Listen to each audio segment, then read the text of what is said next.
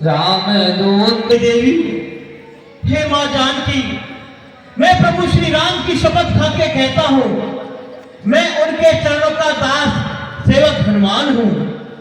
यह मुद्रिका माँ तुम्हें आनी, दीन राम तुम कह सही दानी। हे माता, ये मुद्रिका मुझे प्रभु श्री राम ने एक निशानी के तौर पर दी है। इस बात का विश्वास करने के लिए मैं आपको एक भेद और बताता हूँ माता। यह मुद्रिका वही मुद्रिका है जो आपने केवट को देनी चाहिए थी। कपि के वचन सबने न सुने। अब मुझे विश्वास हो गया है कि तुम निश्चय ही स्वामी के दास हो। केवल है ये मैं जानती हूँ, लेकिन उन्होंने मेरे लिए इतनी निर्दयता क्यों ठानी है? जननी जनी हे माता, मेरे प्रभु अवध श्री राम निष्ठुर नहीं है। आपके हृदय से अधिक उनके प्रेम बहुत अधिक दुगुना है। रघुपति के संदेश अब सुन जननी धरि थी। अस कहि कपि गद गद भयउ हरे विलोचननी। हे माता, अब आप मुझसे प्रभु का संदेश सुनिए जो प्रभु ने मुझसे आते वक्त कहा था।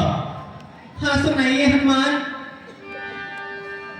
मुझसे कहा था, हनुमान ये मुद्रिका सीता को देते हुए कहना कि ये मेरी व्यवस्था है कि मैं तुमसे मिल ना सका।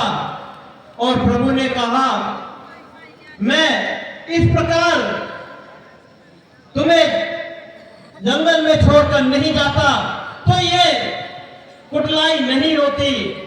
हे माता, प्रभु श्री राम आपके दुख में दुखी रहते हैं। आप कुछ समय के लिए ही धीरज धारण कीजिए। प्रभु श्री राम युद्धपतियों के साथ आकर इन दुष्ट निशाचरों का संहार करके आपको यहाँ से ले चलेंगे। मैं तुम्हें आशीर्वाद देती हूँ कि तुम बल और बुद्धि में निपुण हो जाओ। सुनई मातु मोहि अतिशय भूखा। लागी देख सुंदर फल रूखा। हे माता, मैं 100 योजन समुद्र पार करके आया, इसलिए अब मुझे भूख लगने लगी है।